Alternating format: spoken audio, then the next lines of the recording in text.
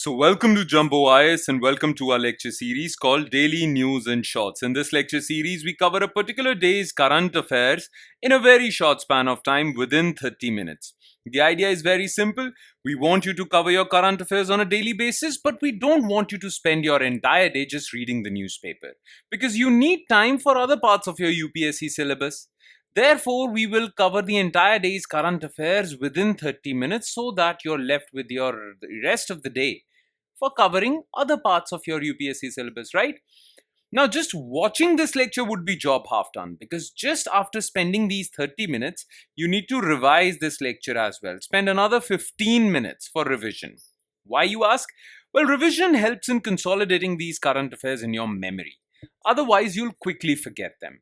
Now, you can revise these current affairs from the notes provided by us, and these notes are shared on our Telegram platform.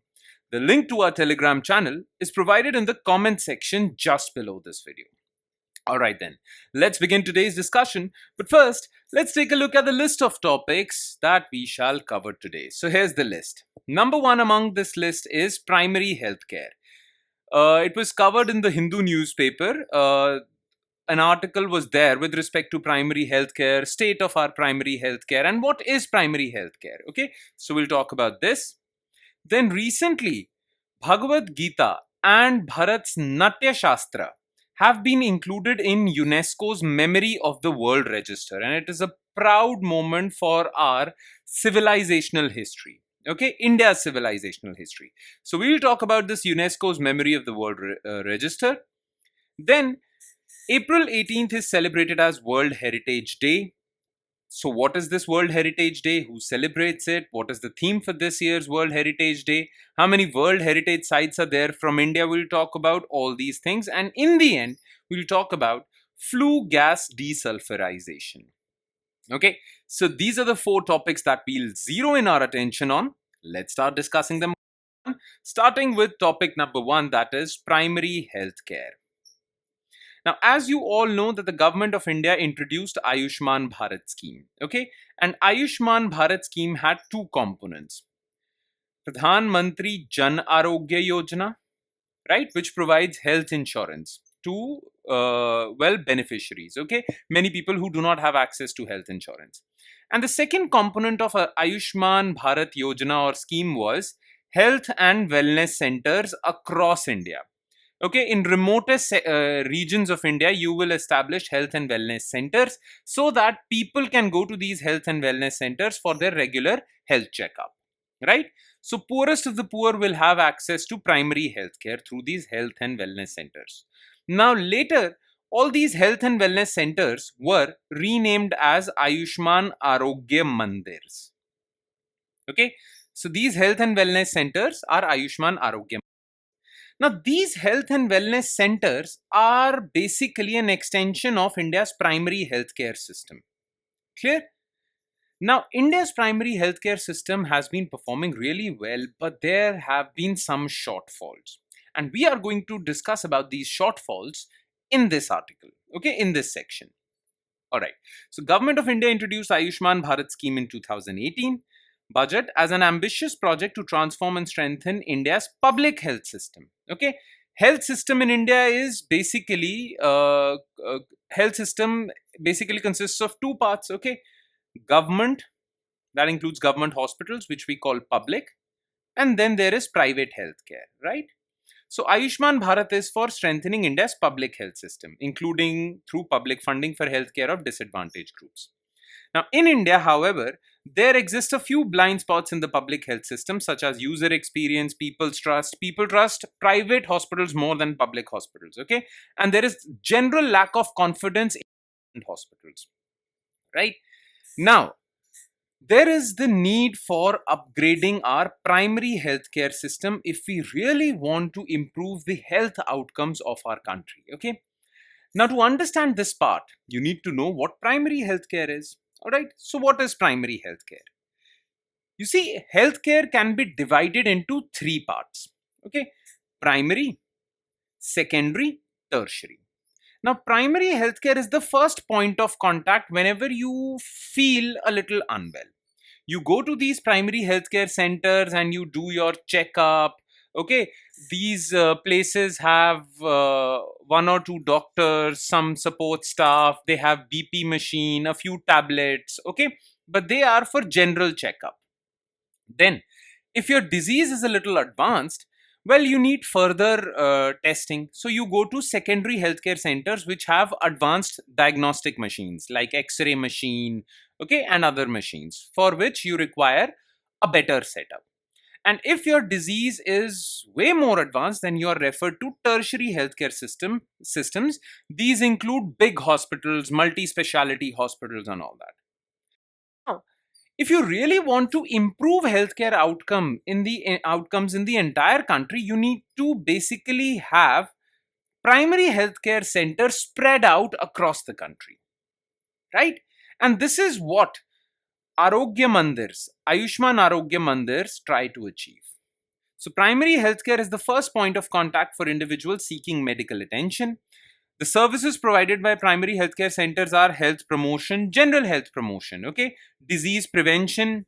They might give you information. The doctors over there might give you information that you need to wash your hands before eating food, you need to wear masks, and all that, so as to prevent disease.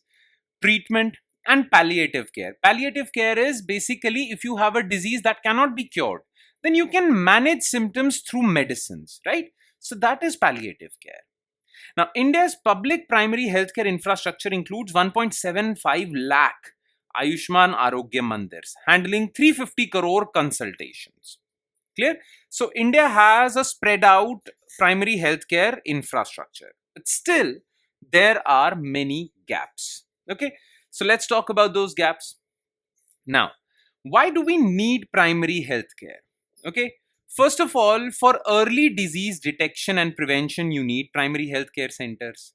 Plus, primary healthcare centers also reduce out of pocket expenditure. Now, what do you mean by out of pocket expenditure? As the name suggests, if you go to a hospital and you have to spend money from your own pocket, that is out of pocket expenditure.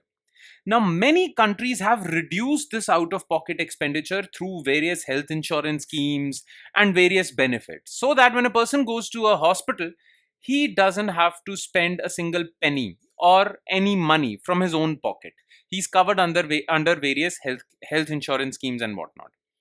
It is to reduce this out of pocket expenditure that we have launched Pradhan Mantri Jan Arogya Yojana, a health insurance scheme. Any which way, if primary healthcare centers are able to achieve their aim of early disease detection and prevention, then that would reduce healthcare burden on you.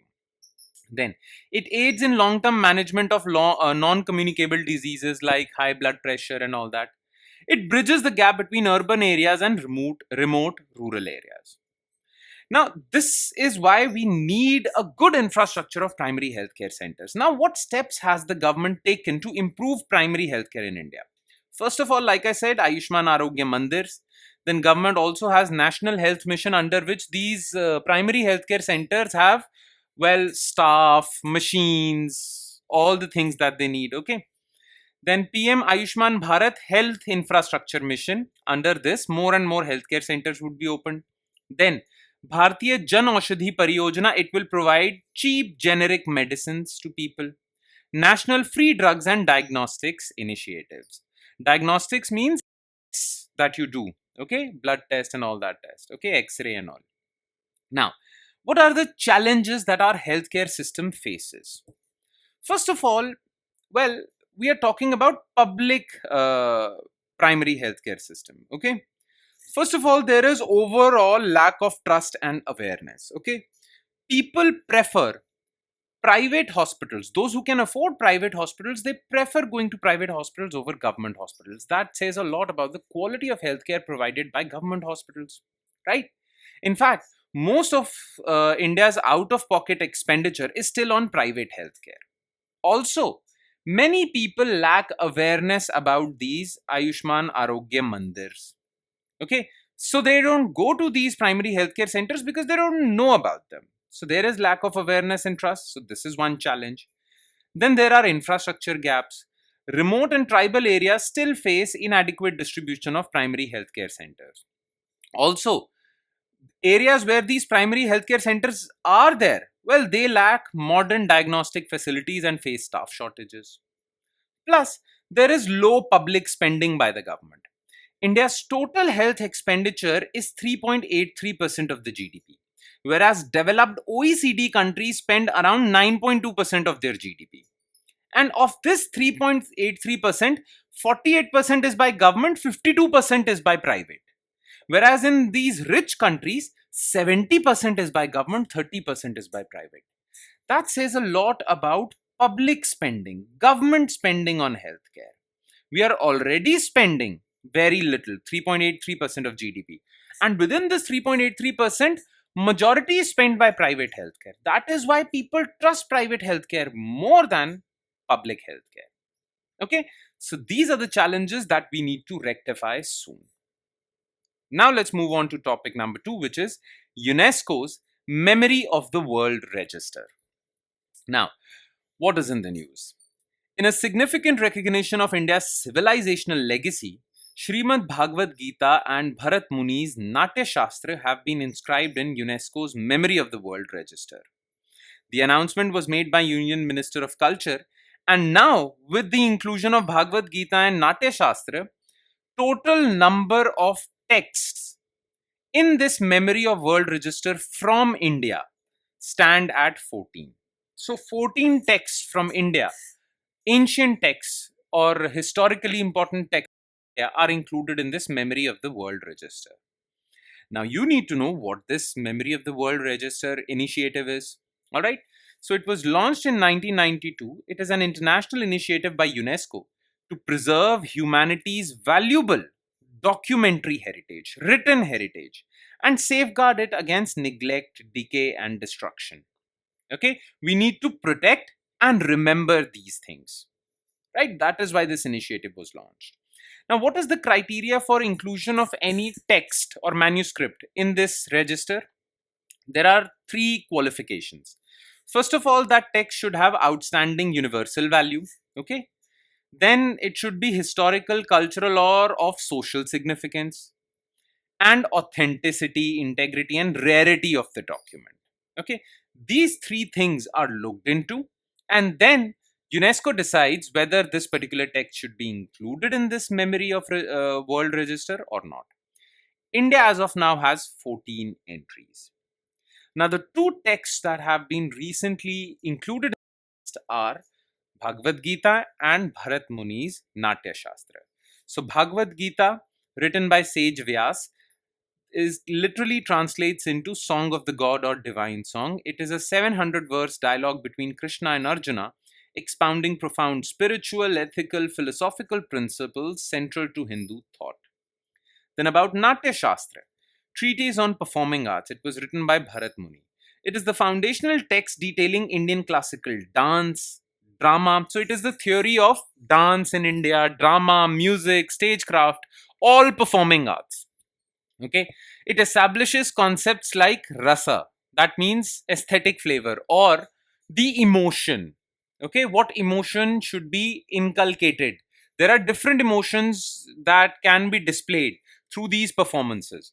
So all these emotions are talked about by Bharat Muni's Natya Shastra, and these emotions or rasa are still influencing contemporary modern Indian arts. So these are important treatises or texts. All right. Now let's move on to third news item of the day, which is World Heritage Day 2025. So every year, April 18th is celebrated as World Heritage Day. Okay, to honor and protect cultural and natural heritage. Now the theme for World Heritage Day 2025 is Heritage Under Threat from Disasters and Conflicts. Preparedness and learning from 60 years of ICOMOS Convention for World Heritage Sites. Okay, this is ICOMOS is World Heritage Convention, which is an international agreement to protect World Heritage Sites in 1972. World Heritage Convention was adopted by countries around the world to protect important cultural and natural sites. October 2024, there are 1,223 World Heritage Sites from 196 countries. From India, there are 43 World Heritage Sites. Now, World Heritage sites that are included in this World Heritage list are of three types: cultural sites, natural sites,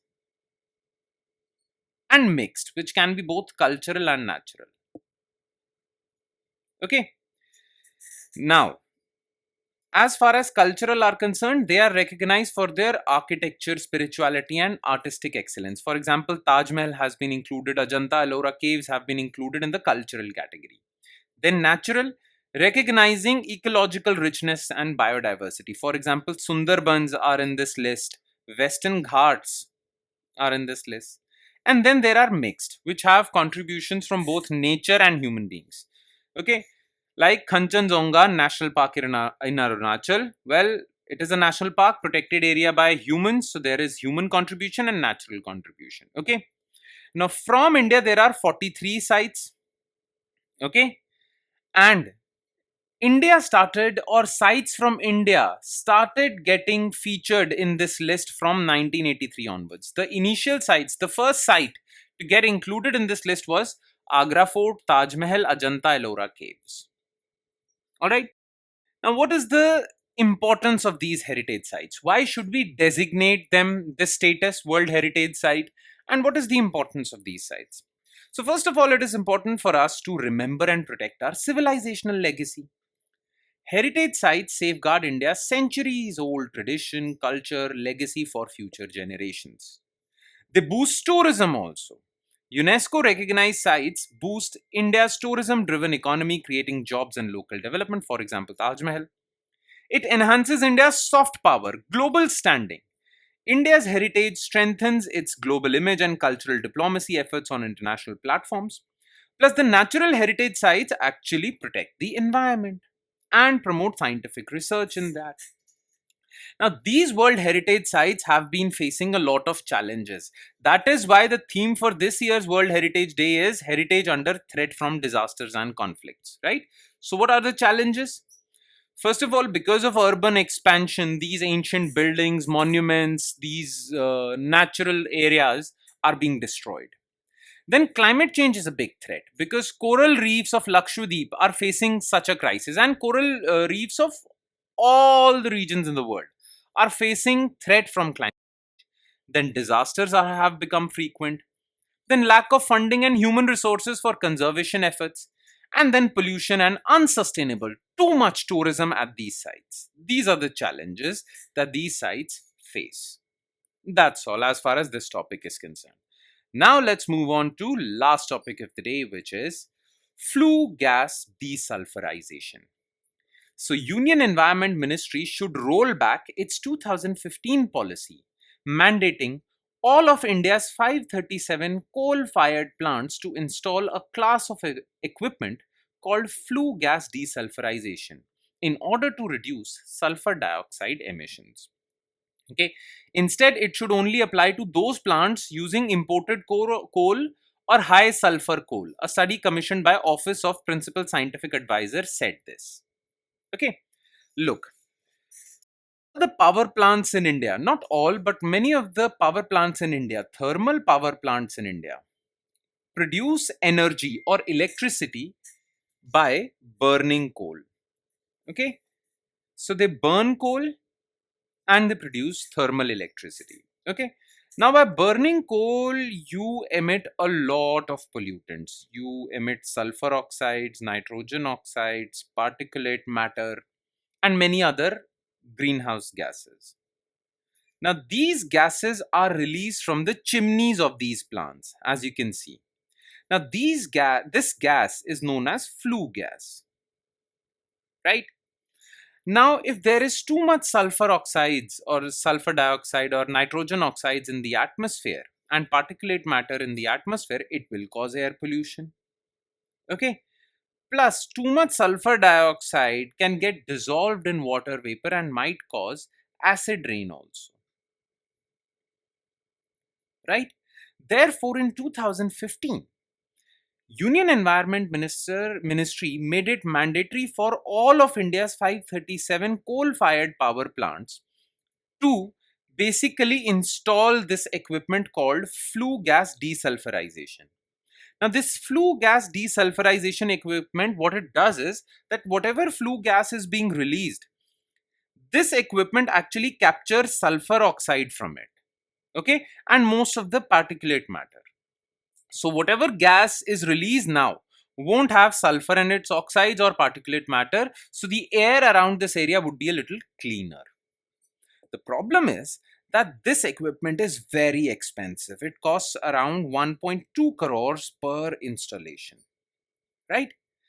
Now, Environment Ministry basically commissioned a study, okay, by the Office of Principal Scientific Advisor. And this office has said that Environment Ministry should actually roll back this order. Not all coal-fired power plants require this FGD, okay? Some do, but most of them don't. So don't burden all these coal-fired power plants with these expensive flue gas desulphurization equipment. Okay, that's what the Office of Principal Scientific Advisor says. Clear? Now, to understand this entire news, you need to know first of all about flue gas desulphurization, right? So it is a process used to remove sulfur oxide from the exhaust flue gases of fossil fuel power plants to improve air quality. Okay, now how is it done? What does this equipment do? So flue gases are treated with an absorbent. Mostly they are made to pass through, these gases are made to pass through limestone slurry. This slurry reacts with sulfur dioxide, absorbs it, and creates byproducts. Okay, so SO2 is absorbed and then this gas is released. Now, some equipments also, before passing this gas through limestone slurry, also provide pre-treatment. In that pre-treatment, this gas is basically made to pass through electrostatic precipitators, which remove solid particulate matter, it removes ash, and then they go through a process of denitrification, which also removes nitrogen oxides. And then it is made to pass through limestone slurry, so that overall some or relatively cleaner air comes out of these chimneys. Okay, this is what a flue gas desulphurization equipment does. Now, why is Office of Principal Scientific Advisor saying that it shouldn't be made mandatory for all power plants? What is the argument presented by this study? So first of all, this study says that there is little need for these equipments. They say that 92% of Indian coal is low sulfur. Okay, so not much sulfur dioxide would be released.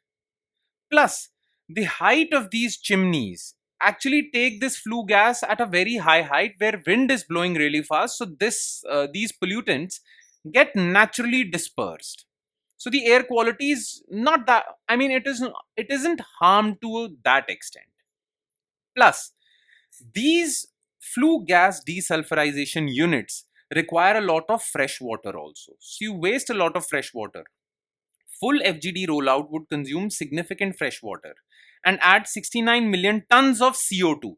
These equipments, though they remove SO2, but they release a lot of CO2. So greenhouse gas emissions would take place. Plus, since Indian coal has low sulfur, there is no SO2 released. As a study done by IIT Delhi in 2024, acid rain is not a major environmental threat in India. So you shouldn't worry about sulfur oxide emissions. Plus, the study says that these instruments are highly costly. They consume a lot of fresh water. They reduce plant efficiency. And the byproducts released after the absorption of this SO2, it is very difficult to dispose them of. Therefore, we need to either find alternatives for this or we should completely abandon it. That is what the Office of Principal Scientific Advisor says. Clear? I hope you understood what these FGDs are now. Alright? And that would be all. With that, we conclude today's session. Thank you so much for watching, everyone, and I'm sure it has added value to your preparation. But please do not forget to revise this lecture because that is an important thing for you to do. On that note, I'd be signing off. Thank you so much for watching, everyone, and I promise you to see you again with another set of news items. Thank you, everyone.